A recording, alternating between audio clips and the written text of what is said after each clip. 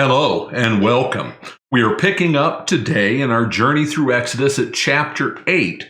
Now, in the last episode, we talked about the Nile being turned to blood, God turning the Nile to blood, and we kind of went off on a tangent talking about some very good things, but it wasn't spot on the topic. So we're going to go back in a little bit and talk about a little bit more about God turning the Nile to blood. But there is some background information that we have to make sure that we've got our minds around, because most of us operate with a view of ancient deities, these false gods, as we refer to them, as something other than what they really were. These gods that the Egyptians worshipped, and this is biblical, this isn't me, these gods that the Egyptians worshipped were spiritual beings. They were the sons of God who had fallen. And you can go and what I highly recommend, because this is new information for many of us, what I highly recommend is that you go out on YouTube, search for Michael Heiser, Divine Counsel. And there's all kinds of teaching that he does there on this topic. For the longest time, the Christian church glossed over this information, and it is vitally important. But we will go take a look at Deuteronomy 32, 8, and 9. And there it says, when the Most High gave the nations their inheritance, when he divided mankind, this is going back to the Tower of Babel. He divided mankind. He fixed the borders of the peoples according to the number of the sons of God. That's B'nai Elohim in Hebrew. And there, what God did, in effect, was to say, you 70 nations, I'm putting you under the control of these servants of mine, created beings, but still they are gods. And all Elohim means in Hebrew is spiritual being, okay? But he is the Most High. There's only one God Most High, but these other beings are spiritual beings. He said, you B'nai Elohim, you sons of God, you watch over these nations, keep them in line, enforce justice, all these things, which they did not do. They fell and they rebelled. But I'm going to zero in, because we had the Tower of Babel, just continual rebellion against God. I'm going to assign the 70 nations to the lesser gods, and I am going to take one man, Abram, and make a new nation out of him, and they will be my portion. That's why in verse 9 it says, but the Lord's portion is his people, Jacob, his allotted inheritance. So, new information for many of you, I'm sure, a new take on things, but it's the Bible's take on things. Then in Psalm 82, God scolds those gods. There's a divine council meeting, and he scolds them because they rebelled and they didn't enforce justice and they didn't do the things that they were supposed to do. Have you ever wondered why, with all of the pantheons of gods in the ancient world, they're all so familiar? Different names, same role, same title, same division of labor among them. Curious, isn't it?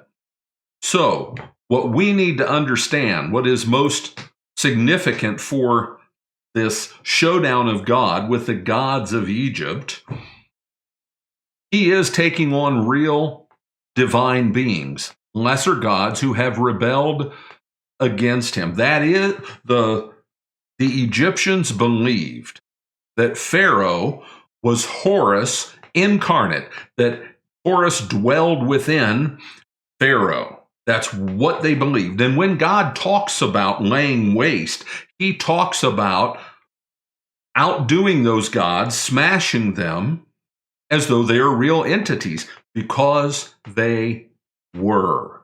Because they were. So it puts a different light and significance on all of this information with the Exodus, with the plagues, and what God was doing. And what he does is to go through one by one and set them up and crush them and lay them low.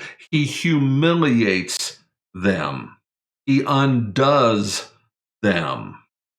And we have to spend some time getting our mind around that thinking, learning their mindset of what was going on. There are things, when God turned the Nile to blood, the way the Egyptians looked at that and the Israelites who had lived there for 430 years, the way they understood that, the way they saw that is different entirely than the way that we see it. It was framed in a divine context because there was a God who was in charge of the waters of the Nile and what they called the inundation, the flood that brought life. There was a chief operating principle that the Egyptians held to, that their pantheon taught them, and it was ma'at. It was order. Order, not chaos, order. And guess who was in charge of that overall? Pharaoh was, the incarnate Horus.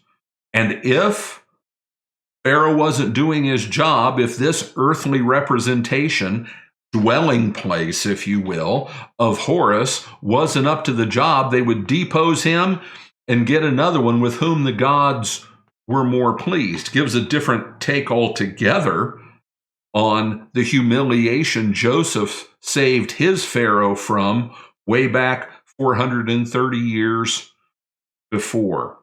But we need to understand this. This is a divine showdown. God is taking on the gods of Egypt, and he is dismantling them. He is embarrassing them to show that he is God Almighty, the Most High, and there is no other. Horus, Pharaoh. Now I've got Abram and Moses confused. That happens to all of us, right? When Moses came to Pharaoh the first time, what did Pharaoh say? Who is Yahweh that I should answer to him? He didn't recognize Yahweh as important. He didn't recognize Yahweh as significant. He certainly didn't recognize Yahweh as the Almighty God. And God set him straight. And he did that by systematically deconstructing the order that Egypt thought so vitally important. And in fairness, what do we want from our rulers? Right now in our world, as I speak today, there's all kinds of chaos out there. Our leaders, our elected officials, because that's what they are not promoting justice and fairness and equality and all the principles that we hold to. Rather, they're fomenting and exacerbating division. And so there is chaos. That's why most of America is displeased in one way or another. In like manner, it was Pharaoh's job to maintain order, ma'at.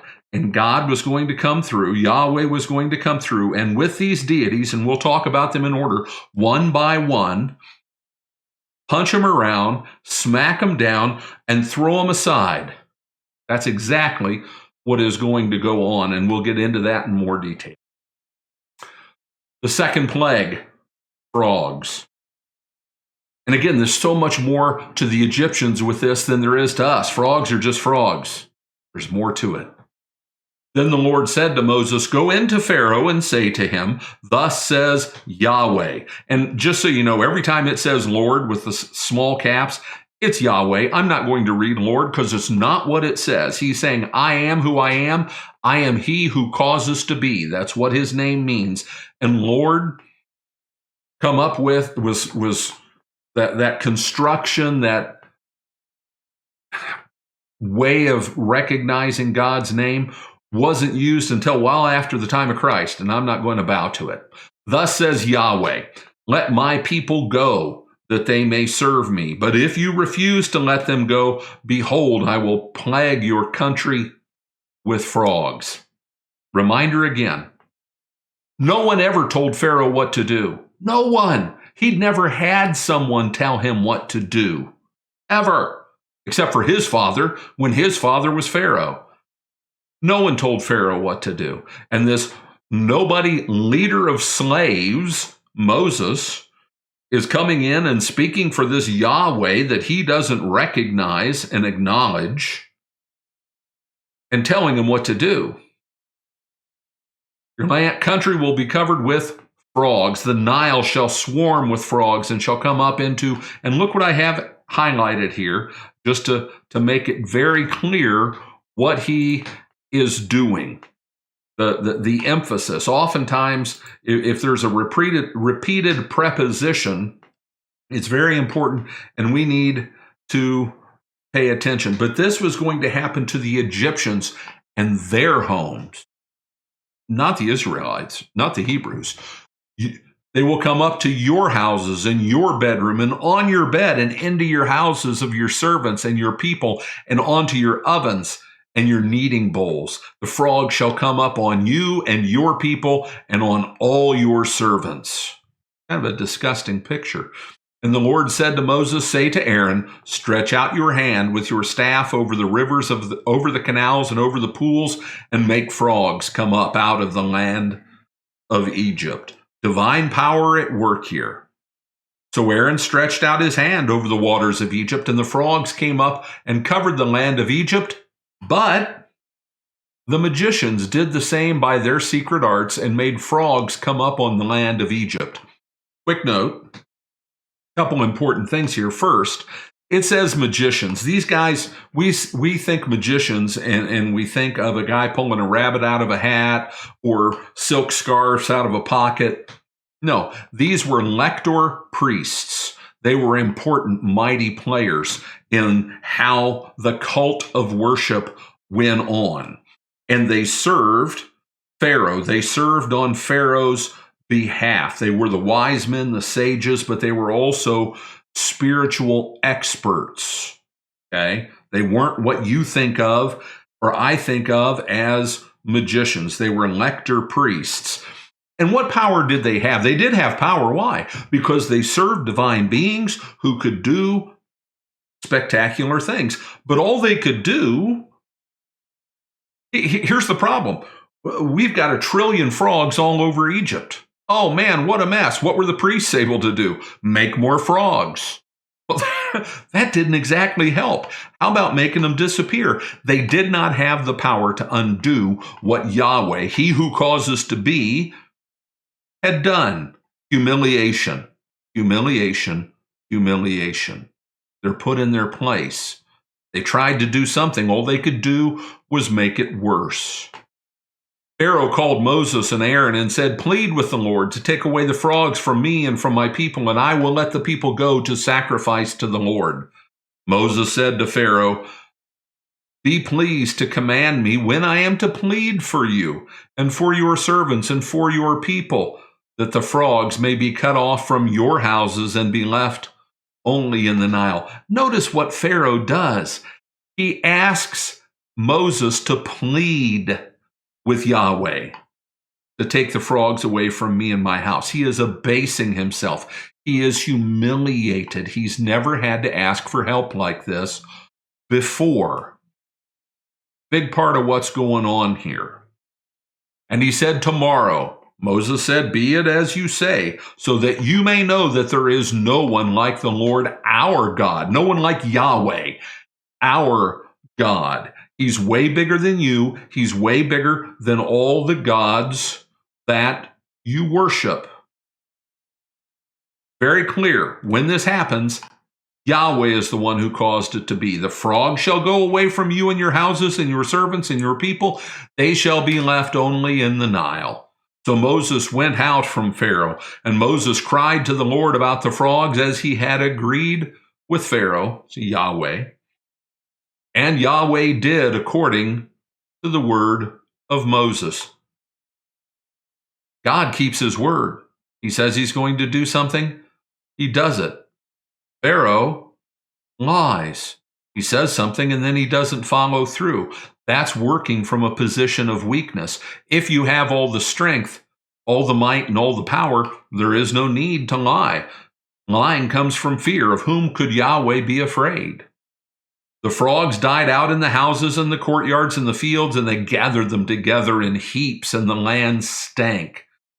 But when Pharaoh saw there was a respite, he hardened his heart and would not listen to them, as the Lord had said. God had said, he's going to resist, and I'm going to harden his heart, and he's going to harden his heart. We will get to that and talk about that, but not today. There's too much other material that I wish to cover. I want to talk a little bit about what we have going on here, and I've got some graphics I want to pop up to illustrate this. So I'm going to make myself disappear. So there, I made myself disappear, but this is what I want to do. I want to talk a little bit about this showdown with the gods, and I'm using this theme, the pantheon dismantled, Egypt deconstructed. Order was very important to them, and so God's going to hit them right where it hurts, and it was the gods who worked this order. And God's going to show them to be impotent, powerless to be able to do anything about it. So Pharaoh was believed to be the incarnation of Horus. And the line, there's Horus and there's Ra. The line between the two is a little bit fuzzy, but generally it's understood that Horus was Ra's son. Ra is the sun god. That's why you see over his head a sun, and it's got that serpent on it. And you've got Horus, okay, the falcon god. And here's another depiction of Horus. And there's something about it's very interesting. Do you see this? The eye of Horus. It's all over the place in today's pop and quasi-religious culture. It's huge. It's huge. You see different celebrities and famous people doing this, the one eye thing. That's also 666. See the three fingers, and it looks like 3 6s. But they've combined the two. It's the eye of Horus and 666 all at once. And like I said, it's all over the place with all of these celebrities. You see the one, the gal over on the left, that she's doing it the right way, where it shows as being purely the eye of Horus. Isn't it interesting that as we advance through these end times, what is the culture to which the elites are fleeing? Egyptian culture and their pantheon of gods. Many of them also wear the Ankh. And I don't have a picture of that up here, but the Ankh is that, looks like a cross, but it's got an oval on the top. That's the Egyptian symbol of eternal life. It is not a cross, okay? Now so we've got Horus. Horus is in the crosshairs the whole time, getting knocked low. But the first god that gets shown to be inferior and put in its place, and this is with the first plague, the water of the Nile turned to blood. The first thing that happened, and the centrality of the Nile in Egyptian life and culture, everything else, their power, it all came from the Nile. If it were not for the inundation, the flood that came every year and washed all that dark, fertile soil from Africa into the Egyptian Nile River basin, it wouldn't have had the crops, the power, the fertility that it had. So the god who was over that is Hapi, kind of creepy looking, but Hapi is the god of the inundation. Very important, and it's the first god who gets knocked aside. You're not in charge of the water. If Hapi was really in charge of the water, then Hapi should have been able to stop Yahweh from turning it to blood. It went from being life to death, and Hapi couldn't stop it. You notice Hapi has breasts. Hapi is both male and female, and so what's really big today? What has become the huge symbol of Satanism, etc.? The Baphomet. The Baphomet. It's got goat's horns, it's got breasts, and it is male. So, and that flows right into all this stuff, ties together the whole transgender agenda that is alive and well today. And trust me, it's been alive and well throughout the ages. It's just becoming more prevalent out in the open now than it has been. So Hoppy gets set aside, knocked down. Hoppy can't stop me. I'm going to lay Hoppy low. If I want to mess with the Nile, I can mess with the Nile, Yahweh says, and there's nothing you can do about it. Not Hoppy, not Horus. The second plague is frogs. And so we've got this being here, and you see the Ankh in her hand. This is Heket. Heket is the goddess of fertility. She is the goddess of fertility, and that fertility is represented by frogs. Frogs were revered in Egypt as a sign of fertility. And what did God, Yahweh, do? He buried them in frogs. Because when frogs get really up close and personal, they're slimy and nasty. And he's the one who gives life. But the way it works, I've got this other god over here. This is her husband. This is Khnum. He's the creator god. And on his potter's wheel, he would create people. We talked about this back with the midwives. Go back and listen to the episode on chapter 2. But he was the God who created souls. Guess who breathed life into them? The goddess of fertility, Heket. They worked together. So with the frogs, God, Yahweh, isn't only setting up Heket like a punching bag and knocking her over. He's also doing the same to her husband god, Khnum.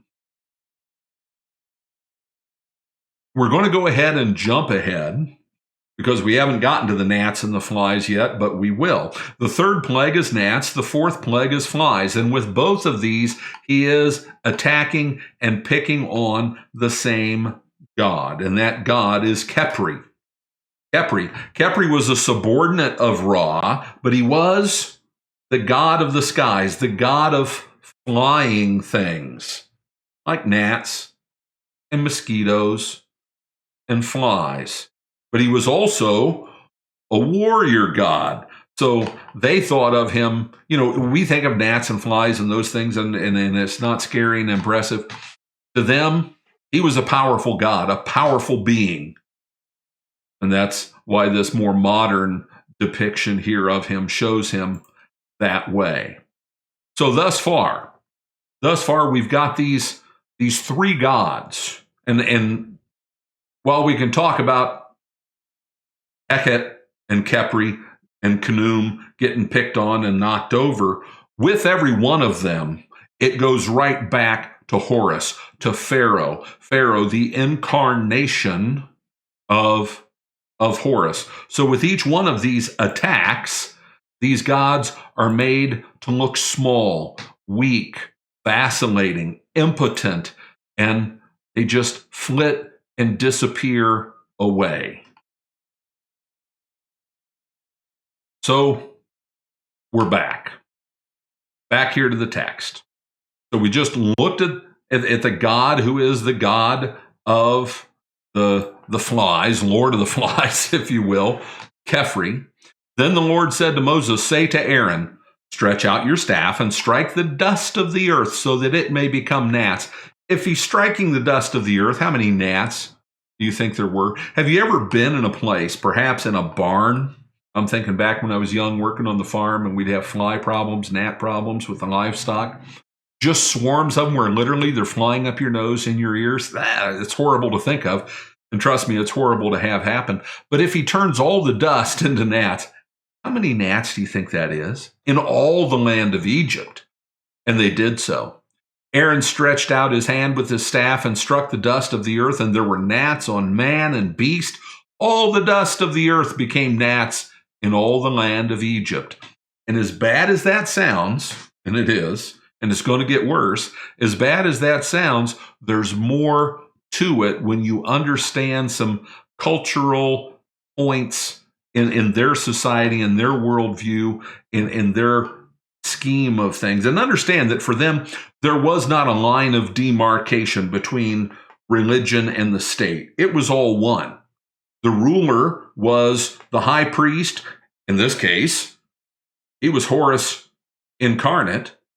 and he was also the earthly ruler. When Moses walked into the palace of Pharaoh, it wasn't just the halls of government, it was a temple of their God. That's the way it operated, and that's the way they understood it. The magicians, and again, those lector priests, they tried by their secret arts to produce gnats, but they could not. So there were gnats on man and beast. But the magicians said to Pharaoh, "This is the finger of God." But Pharaoh's heart was hardened, and he would not listen to them as God had said. Now understand, it says his heart was hardened. Pharaoh hardened his heart. It talks about it both ways because that's the way it works when you resist God. But make no mistake about it, God picked Pharaoh. He set him up. He caused him to be the great high ruler on this earth that he was, all so that he could show himself to be greater, the King of Kings and the Lord of Lords. Let's talk about these lector priests a little bit. They say, the magicians, the lector priests, said to Pharaoh, "This is the finger of God." They're ready to throw in the towel. They're saying, don't mess with whoever this deity is because he's kicking our tails. But here's something that you have to understand. These priests, and if you've seen them depicted in movies, maybe, like one of the Mummy movies or whatever, and I'm not referring to the Mummy movies in as valid cultural historical references other than this. When they show those priests, there's always something about them. They're shaved from head to toe. They shaved every day. Every day. They shaved their entire bodies so that there could be no hair where little creepy things might be, little bugs, little gnats, mites, fleas, whatever else, because they had to be perfectly clean before they could enter into the temple and on Pharaoh's behalf minister before the pantheon of gods. So we see the gnats. Yeah, it's horrible. They'd be in your hair and your ears and your mouth everywhere, and you couldn't get away from them. It made it impossible for these priests to go in and serve their gods. With this plague of the flies and the gnats, the two plagues, because there's two waves of it, maybe that's why, really making the point. I've got absolute total power. One wave of these nasty little things that make you unclean so you can't worship your deceptive, lying pantheon of gods. And then I'll send another wave just to make it all the worse. The priests were taken out of action. They couldn't serve. The fourth plague, flies. Then the Lord said to Moses, "Rise up early in the morning and present yourself to Pharaoh as he goes out to the water." Morning ritual, the water, life, the Nile. He wasn't just walking out there. This was an important act as religious leader and the head of state. As he goes out to the water and say to him, "Thus says Yahweh." Again, in his face. Thus says Yahweh, a demand. Let my people go that they may serve me, or else, if you will not let my people go, behold, I will send swarms of flies on you and your servants and your people, and into your houses, and the houses of the Egyptians shall be filled with swarms of flies, and also the ground on which they stand. That's a lot of flies. But on that day, I will set apart the land of Goshen where my people dwell, so that no swarms of flies shall be there, that you may know that I am the Lord in the midst of the earth. I'm the Lord, I'm Yahweh, I am he who causes to be over all the earth. You will know, I'm making it clear. These gods you serve, they answer to me and they rebelled, and they're going to pay for that. Go read Psalm 82. They're going to pay for that eternally, but I'm the one who's in charge. Another point on that. God brags about laying low the gods of Egypt. Do you think he brags about beating up imaginary fictional characters? It's like bragging about beating up Mickey Mouse or Yosemite Sam or Foghorn Leghorn or maybe a Dr. Seuss character, but we can't talk about that. No, these were real divine, lesser divine beings who had rebelled against God. They liked the power. They liked it for themselves, and they ran with it. They are the fallen ones, the dark lords, as I like to refer to them. And they are still at work today. Who do the celebrities revere and honor? It's not a minor point. It's not a quirky thing. They don't all just decide to make the Eye of Ra. Just Google that, just for yourself. Go out on Google and type in celebrities Eye of Ra. And take 10 minutes and go through and see who all you see doing this. These same dark forces are still at work. They're still at work. These same dark fallen lords are still revered. Part of the deception we work here to decode. And if you look at what I call my Rubik's Cube of shame, some people get mad because what they see on my Rubik's Cube of shame, you're going to see a Baphomet. You're going to see a Ankh, an Egyptian Ankh. You're also going to see the family crest of the Rothschilds and the symbol of the Jesuits and the Masons. But people don't understand that. And my introduction to my videos used to be longer, okay? But I cut it down because people don't like long introductions. But what I'm going to do is this. At the end of this video, I'm going to play my old introduction. It's about 15 seconds. And it shows that Rubik's Cube with all these different symbols of deception and lies and deceit and the forces of darkness, those who serve the fallen ones. And then at the end, it's flying through space and it's spinning and changing. Awesome graphic. And then at the end, the cross comes and blows it up, decoding the deception. The cross decodes the deception, the truth. Jesus Christ, who is the way, the truth, and the life, decodes the deception.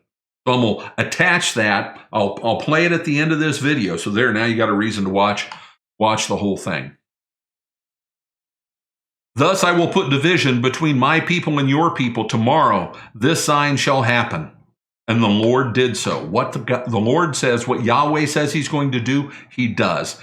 There came great swarms of flies into the house of Pharaoh and into his servants' houses throughout all the land of Egypt.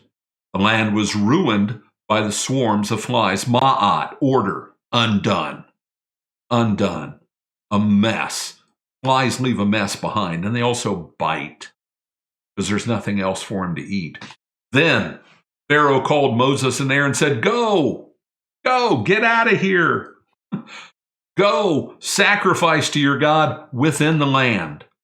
He's had this stuff happen. He's been punched in the nose, kicked in the head, pushed to the curb, and down there in a place where obviously he has no power, he's still negotiating. He wants to hold on to a little bit of power, a little bit of self-respect, but God is going to strip him of all of it. Go sacrifice to your God within the land.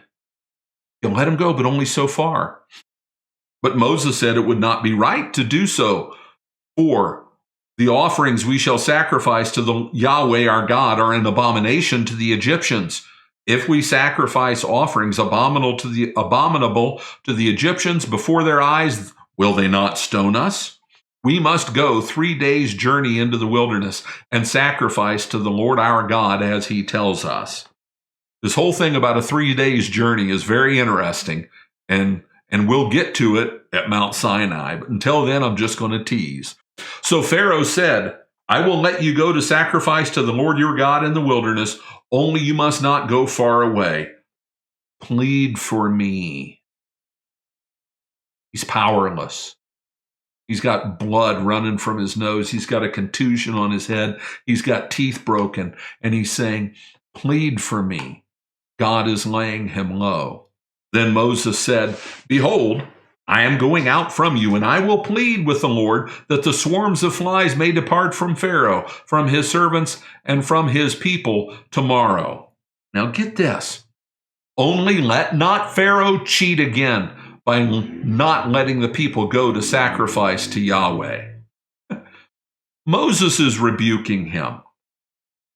This is, in the movie Princess Bride, where he talks about humiliations galore if Humperdinck doesn't get to marry Buttercup. This is humiliations galore. He's getting scolded by a slave, rebuked by a slave. So Moses went out from Pharaoh and prayed to Yahweh. And Yahweh did as Moses asked and removed the swarms of flies from Pharaoh, from his servants, and from his people. Not one remained. But Pharaoh hardened his heart this time also and did not let the people go. And that at the end is very emphatic. He hardened his heart this time also. He continues on in this sinful rebellion. Why? Because that's who he is. He was always this guy. He was always this guy, the arrogant guy in charge. But he's also the guy who, by his position, by being the physical manifestation of Horus on this earth, he is the guy whom Yahweh will lay low. And he's just getting started. It's like sometimes people say it can't get any worse than this. That's a challenge you don't want to lay down, because it can get a lot worse than this, and it will. Because sinful rebellion ultimately is a willful attack on the one who is the Lord of Lords and the King of Kings and the God Most High of the heavenly host. And you can't win, and you will be laid low. We are going to stop there. Next time, chapter 9, the 5th plague, Egyptian livestock die.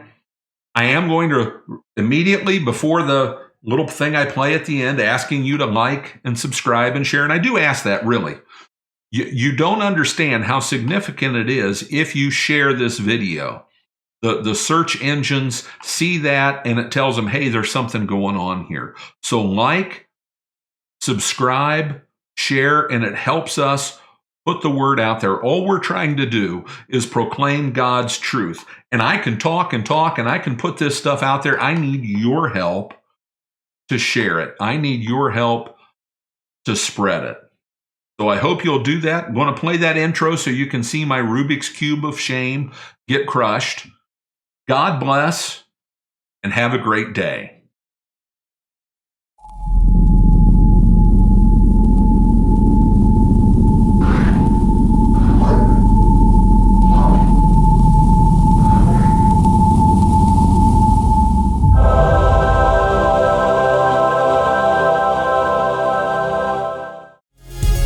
That concludes our broadcast for today. We publish our videos on YouTube, BitChute, and Brighteon. We hope you enjoyed this video, and if you did, please give us a like or a thumbs up. We invite you to subscribe so you can continue to receive our content. Also, please consider sharing this video with others. We love to hear from you, so please leave a comment below. This is Matthias 76, and together we will continue to decode the deception.